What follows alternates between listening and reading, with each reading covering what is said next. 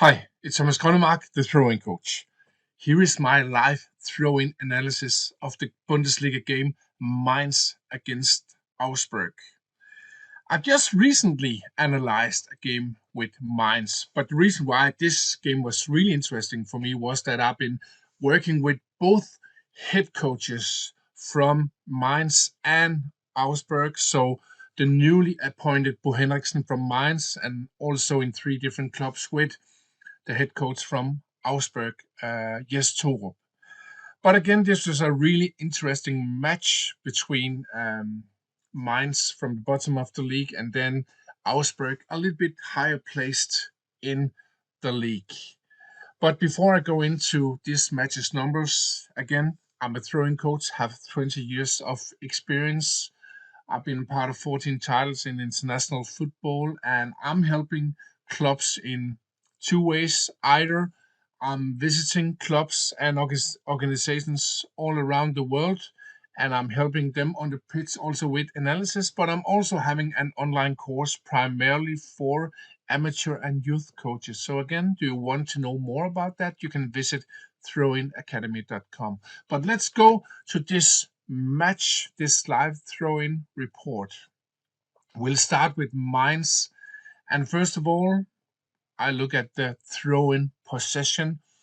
And Mainz had a decent throw-in possession on 54.2%. This is what I call a medium throw-in game. Not bad, not good, but like quite medium. So 54% is quite decent.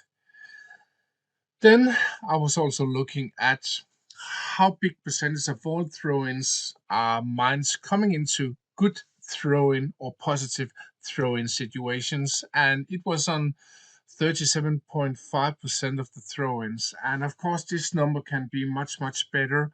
So again, Mainz had some of the basic throwing mistakes that most professional teams are doing quite often. So throwing the ball into small spaces, bad spaces, the players not creating efficient team space, don't have so many different options. So again, there's a big potential of improvement by Mainz on the throw-ins here.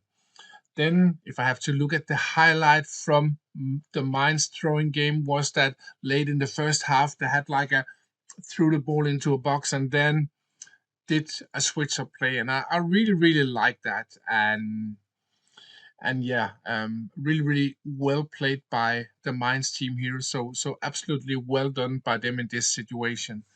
But then the low light of this game from Mainz, and this is a thing I see very often from many teams who are up in a game. Like, for example, Mainz was here 1-0. In the second part of the second half, they went into what I call throw in survival mode.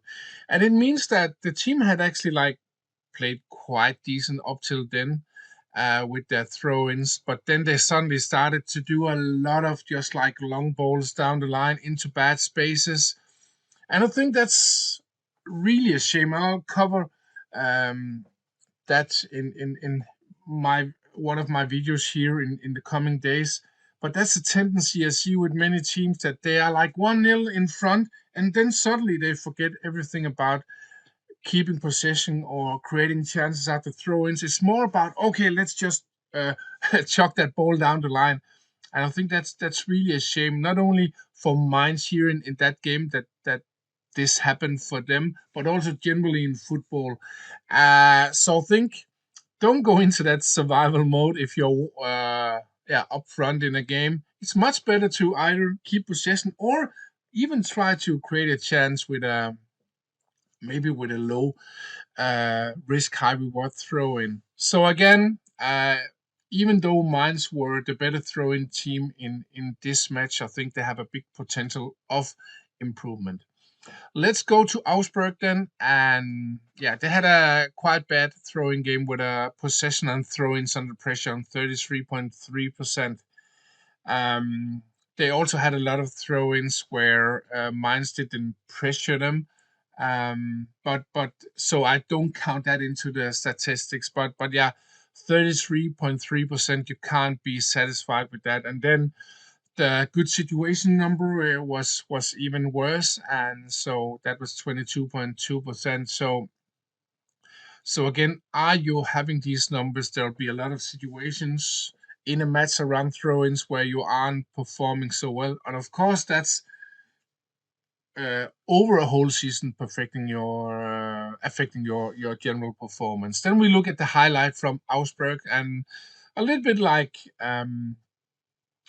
Mainz, they also had a good switch of play in the 74th minute. So I really love that. It's really important for me to say that maybe yeah, you think, oh, switching, that's always good. No, for example, Mainz, um, they had a really bad switch in the first half where they didn't scan properly, and that was really dangerous to lose the ball there.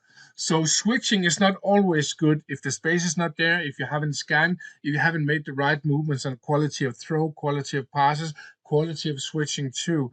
But I loved what I saw from Augsburg in the 74th minute there. And then the low light here was like they took quite many long throw-ins, but for sure their throw-ins, long throw-ins could be better, longer with a better technique, and sometimes I think it's a little bit a waste of throw-ins if the quality is not good enough, because if you don't have to use the long throw-in at the opponent's penalty area. A lot of my teams are not even using the long throw-in, and some do with big success.